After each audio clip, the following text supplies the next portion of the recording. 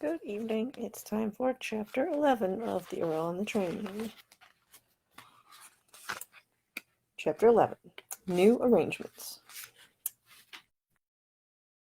Life is forfeit. Nick crushed the paper in his fist. The need to defend her raged through him with the same wild intensity it had last night on the train. He didn't know why she triggered such protective ferocity in him, but the longer he knew her, the more it seemed to grow. Today, with no enemy at hand, he could do nothing but stand there, shaking in impotent fury. He couldn't even embrace her to comfort her in such a public location. He spun toward the desk. "Is the room next to hers available?" "One moment." The concierge turned away to check his records, shaking his head. He fetched 2 keys and slid them toward Nick. "I can put you in these 2 rooms if you wish to be side by side. The view is better, however, so the price will be higher." "I'll cover the difference for the ladies' room," Nick replied, before she could object. She traded keys without protest, and he scrawled something in the guest book without even looking. "Upstairs. We need to talk." She only nodded. By the time they reached the rooms, Nick had calmed down enough to begin assessing the situation rationally. It made no sense. He could see no reason anyone would wish to do her harm, unless she had lied about everything and was some sort of spy or criminal herself. If so, he was the biggest fool to ever walk the earth, because he was prepared to help her in any way he could. "In here." He ushered her into his room and flicked on the nearest lamp. The pleasant potion-fueled light illuminated what had to be the ugliest hotel room he had ever had the misfortune to lay eyes upon. Good God! Her fingers clenched on his arm. "What?" "This room looks like it was decorated by an undertaker." "Oh, it is a bit stark, I suppose." "The bed looks like a tomb. I'm certain those curtains were once a widow's best morning gown, and the wallpaper... Well, the less said about that, the better. Also, with the way the furniture is arranged, the place is practically unusable." "I see. That, at least, I can do something about. I'll fix the furniture. You talk." This would be perfect. It would help keep his head clear. He grabbed the small writing desk and dragged it to the center of the room, to make space for the washstand that belonged in its place. "So, this note of yours. Proceed further and your life is forfeit," it said. "I assume such death threats are a rarity." "This is my first, as far as I know." She possessed remarkable poise under the circumstances. No fainting, no weeping, not even any trembling now that the initial shock had worn off. She simply stared at him as he rearranged the room. "Do you know of anyone who might wish you harm?" "No." "Who have you been communicating with on this journey? That serum supplier?" "Yes." "Would he threaten you, do you think?"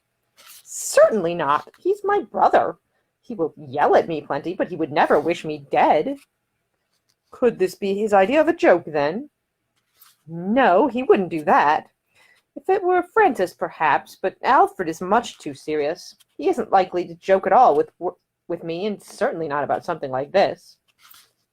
Nick tilted the massive wardrobe and kicked an accent rug underneath to allow for easy sliding. "All right, then, someone else." "Let me help you with that." She put her hands against the wardrobe to steady it as he dragged it across the room into its new position. "Thank you. Now, there must be a reason for someone to threaten you. What have you done?" Her whole body went rigid. "What have I done? What have I done?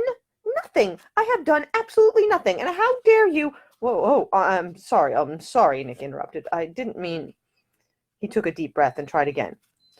"I don't believe you've done something wrong. What sorts of things have you done recently that might, say, draw negative attention or upset someone? A rival, perhaps? Do you know any angry perfumers who are jealous of your business? Will your potion perfumes catapult you to stardom and leave someone else a distant memory?" "Don't be ridiculous, Mr. Masterson. Perfumery isn't literally a cutthroat business. Where do you want this rug?" Over there, where the new sitting area will be. Let me move that armchair first." It seems clear that the message was meant to scare me off. Someone doesn't want me to continue my journey to India, but I can't imagine what anyone would gain from stopping me." "Your brother would benefit from it, because then he could avoid telling you he doesn't have any serum for you." "What do you mean? How would you know that?" Nick sat down in the armchair and surveyed the room. A few tweaks remained, but it was vastly improved. He hopped back up and went to adjust the desk.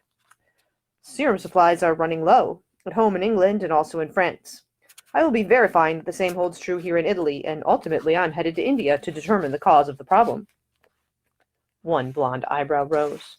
I thought you weren't allowed to tell me what you were investigating. I told you I wasn't a very good spy. That got a smile out of her. Not a professional? No. What is your profession, Mr. Masterson? Landowner, peer, seat in the bloody House of Lords. For a moment he considered revealing his full identity. Would she take it in stride, the way she did so many things? Or would a lifetime of social indoctrination skew her view of him? His gut twisted at the thought of her curtsying and addressing him as my lord. He answered instead with a wave of his hand, displaying his newly rearranged chamber. This, residential design. For a moment she stared at him with that too familiar look that said he was crazy. The Earls don't move furniture look. A smile quickly replaced it, and she glanced around the room, studying his handiwork.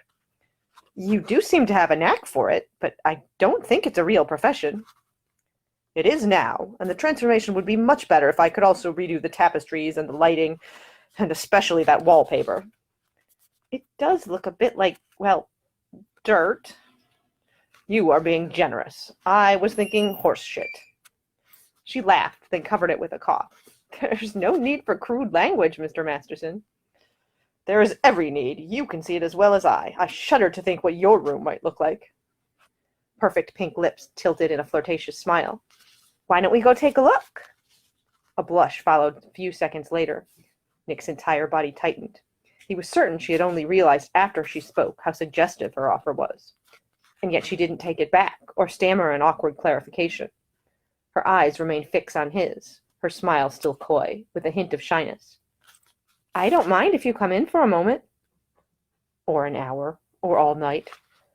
Forget her room. They were already alone, and he wanted to toss her onto that unsightly bed and rip the pink dress from her body. He would bet that her corset was pink too, and her drawers. He would take his time removing those, exposing luscious pink nipples, then lower to bloody hell.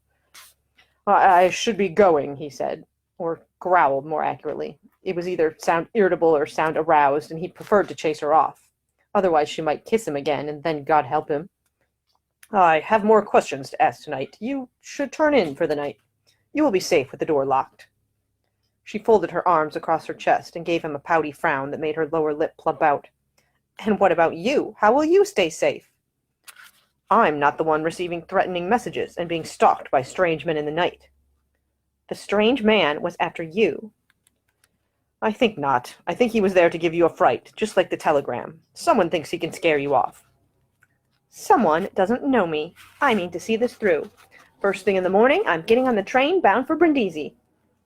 Nick flinched. Like hell you are. Excuse me? You are not getting on that train. Not alone. You're coming with me to Rome. That isn't in my itinerary. I have tickets reserved and a steamer to catch. I won't alter my plans for you or for anyone. You could be in danger. I'm not afraid of bullies. Look, Nick pleaded, I'm not asking you not to go. I'm only asking that you don't go alone. I have a meeting scheduled in Rome. It will only be 2 days, and we can see the sights like we did in Paris. Sadness gleamed in her blue eyes. I'm certain that would be lovely, but my future depends on this mission. I don't have the funds required to rebook everything. It was all planned in advance. I know it was. You're the most organized person I've ever met in my life. Don't you ever do anything spontaneous? She strode to the door and opened it, and for a moment he thought she would walk away without another word. But then she paused, her hand still on the doorknob, and glanced back at him. I kissed you, didn't I? Nick took a step toward her. Berries. Goodbye, Mr. Masterson. I'm so sorry our travel plans don't match any longer. She hurried away, leaving nothing behind but the sorrowful thunk of a closing door. And that's it for Chapter 11. See you tomorrow with Chapter 12.